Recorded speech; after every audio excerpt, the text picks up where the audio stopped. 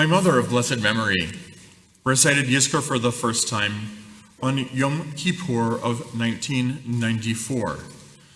She said it there for her father, my grandfather of blessed memory, Jule Levin. Jule was born in Cincinnati, Ohio.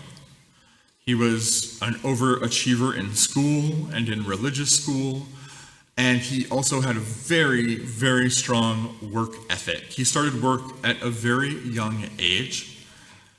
He was a paperboy on the corner yelling, "Extra, extra, read all about it."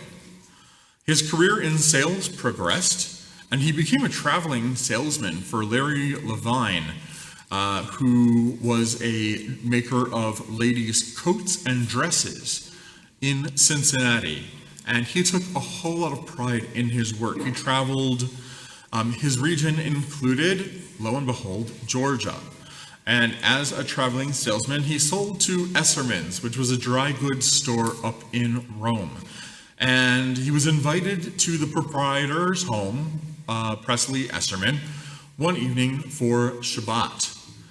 And he met this young woman named Rose Esserman. And they quickly fell in love. The rest is history, as they say. Jule moved to Rome, bought into the family business, and lived there from their wedding in the I believe 1943 until they left Rome in 1963. He had a really incredible life in Georgia. He was very politically and socially active. In addition to his hard work at the store, which was at 425 Broad Street up in Rome, he was one of the folks who testified for the Sibley Commission here in the state of Georgia. Governor Sibley was looking to hear comments after Brown versus Board of Ed in 1954 about ways to possibly integrate the schools here in the state of Georgia. And my grandfather testified vehemently in favor of integration. He was always working for social justice, integration, civil rights, and he had an extensive career in civil rights along with my grandmother in Rome. He was also the president of Rome's Chamber of Commerce. And so he took advantage of this position and of his Jewish ethics as a sort of a catalyst to speed up the integration of the lunch counters in the dry goods stores that had them, which did not include the family store. But the stores that did saw a series of set-ins in May of 1963. 68, I believe, young black high school students were arrested for protesting. And at a meeting during all of this commotion, my grandfather convened his Chamber of Commerce, and he said he thought it was time to integrate.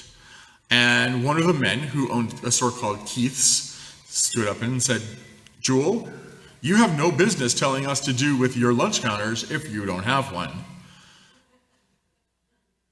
My grandfather responded, he said, "Jim Keith, I have worked long and hard for the success of this town. And I want this town to be a success. I want this town to be attractive to business in the future. And I want this town to be attractive for people to come to in the future. And the only way to ensure that's going to happen is to be ahead of the curve by integrating." Now, integrating had already been very important to Jule. He had ensured that Esserman's was the first store on the main drag of Rome where black people could use the bathrooms, where folks of any color could assist clients of any color, where the black staff would not be called by their first name, but as the same way that the white staff were called, Miss or Mr. So-and-so or Mrs. So-and-so. It was pretty amazing to hear him talk about it. One of the many, many, many things that makes me so proud of my grandfather. So after that conversation with Jim Keith and the Chamber of Commerce, the lunch counters were integrated. In 1963, later that year, my grandfather got a call from his twin brother, Milton, but who we all knew as Mesh. Mesh said, Jule, I have this incredible business opportunity, and I can't do it without my twin. You need to come home. And he did. And Elmex, the company that they worked in, became the largest toy sailor east of the Mississippi for quite some time. So you can imagine it was probably pretty great to be in my grandfather's basement. They had this really incredible closet full of toys. I was born on their wedding anniversary, pretty amazingly. And so they drove through the night from Cincinnati to Toledo to meet me. And they both became just two of the most incredible grandparents you could ever hope to have. My grandfather promised me at some point when he saw how invested I was getting in my Jewish education, he promised me for my bar mitzvah a trip to Israel, just the two of us. Sadly, he had a heart attack and was not able to travel. But fortunately, bypass surgery was very, very successful for him. And he was at my bar mitzvah. He was at both of my sister's bar mitzvahs. He was at my high school graduation. He did have a second bypass surgery, which I want to share a little story about this with you because I think it's really beautiful. My mother was at the hospital, it was the Jewish hospital in Cincinnati, and he was scared going into his second bypass, reasonably so.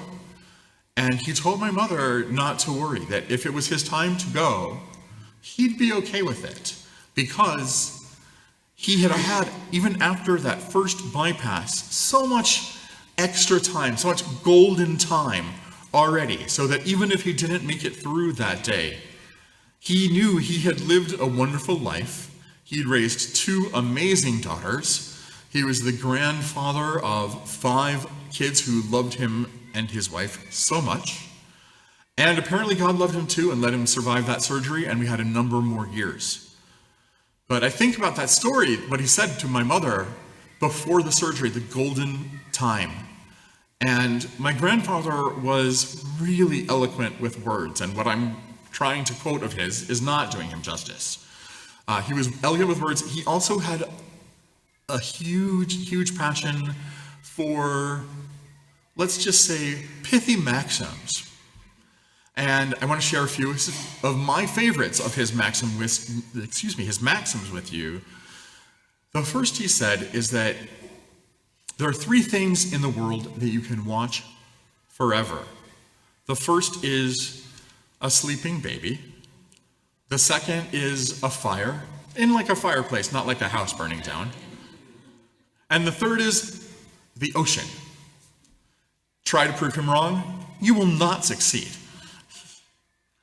Another that he said is, he dubbed the phrase golden moments, which became the description that we used at all of the family smachot, the family reunion, at all of the B'nai Mitzvah, and even after he did die, at weddings, and we still use that at smachot to this day. At the family reunion in April that we had in Rome, we definitely invoked that phrase. The other phrase that he has said many times, which I really loved, and has really helped me a lot through the struggles and challenges that I've had on my path, and I hope that maybe it will help some of you as well, is if all the people in the world put their troubles on a table, you would take back your own. There's something to be said for the familiar. There's something exceptional to be said for the love of the familiar. And there's something exceptional to be said for the loss of this incredible man. He passed away in August of 1994. He lived to see my college graduation, although he was not there in person, and we didn't have live streaming yet. But we knew he was there in spirit, and he was the first call we made afterwards. My grandmother, his wife, also of blessed memory, was there.